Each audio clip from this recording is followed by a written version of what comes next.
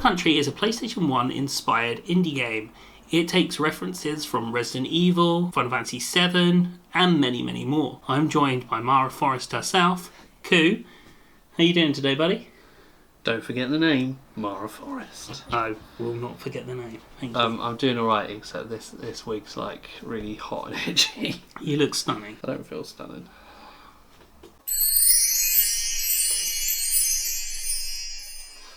Yeah, you do. Okay.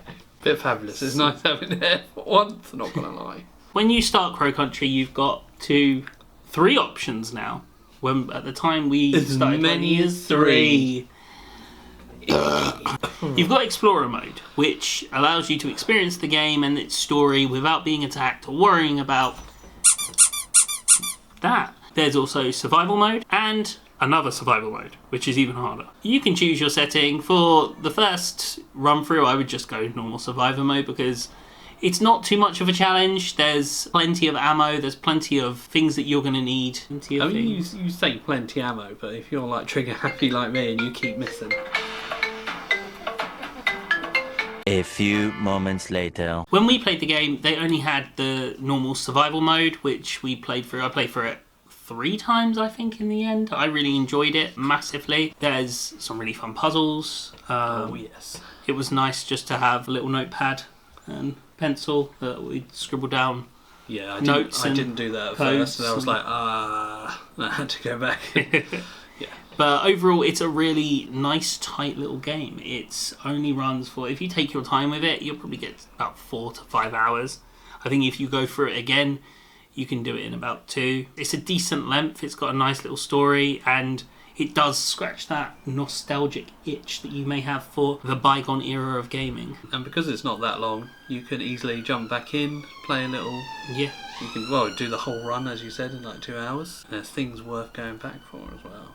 There are. Every time you complete the game, you get a different grade, B, A, and S, and each one gives you a different item or ability, which is rich. Which great. You can then use in your next run. Yeah, and you can just have a ton of fun with it. There's a lot of very cheesy and funny dialogue. Yeah, as the well, dialogue so it's just worth great. Going back and running through again for some of that. You sit on a throne of lies. Overall, the story, although short, is very interesting. Oh yes, we won't spoil anything here, but oh boy. Does leave you wanting a sequel and finding out more. So yeah, hopefully this game does well enough so we can have more. Real good mystery to this story. Yeah. And you uncover some of the truths in this game, but there are more that I think I said to you when I first completed it, I was like, I need another one. I need a sequel now. Yeah.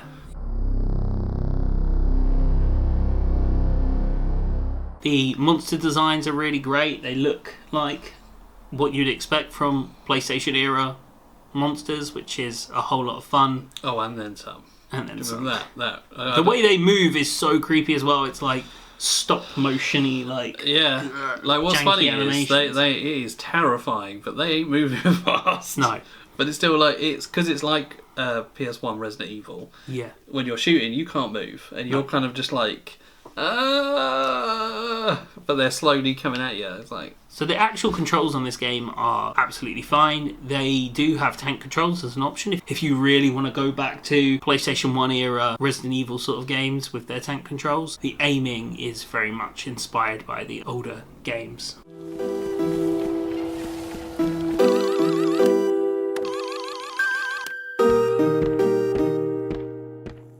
Crow Country is a theme park, an abandoned theme park, which has been shut down after an accident. There's a lot of variety to each area. And you also get to explore like the staff corridors, back offices and stuff. And let me just say, I think this theme park would have been creepy without it being abandoned for like the past few years. Like a theme park called Crow Country, that's not. There were a lot of crows there. Yeah. I don't know about you, but I got the vibe from that shut down. Is it Mr Blobby Theme Park? Oh yeah, I've heard about that. Is it Mr Blobby? I think that's Mr Blobby. Yeah. It looks terrifying.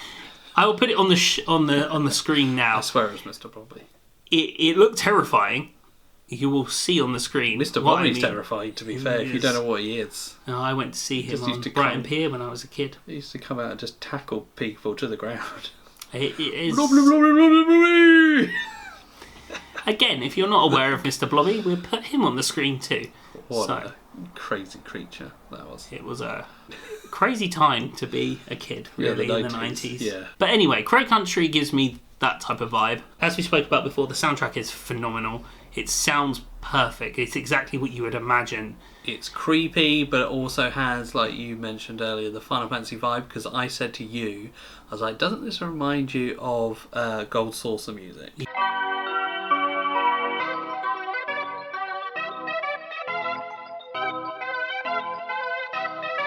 Dun, dun, dun, dun, dun, dun, and then it's like that, but creepy. Yeah. It all works together. It all brings it all together. It does. It is honestly a wonderful little survival horror game. Arguably at the start, it might have been a bit too easy, the survival mode, but having this new option that really challenges you, it's got less ammo and stuff like that. I'm looking forward to trying that out and seeing just how hard it gets. It's the kind of game that, although there's like extra challenges for doing it, you could also challenge yourself by going back in. Because as we said, like, once you've done it and you know where everything is, you could easily just choose like a weapon that can't do much. Yeah. And then just try and see, or like even a take no damage type of thing. Yeah, like where I think you just avoid all enemies. Definitely. You could do loads of cool speed runs. I think there's going to be lots of cool speed runs coming out for this game over time.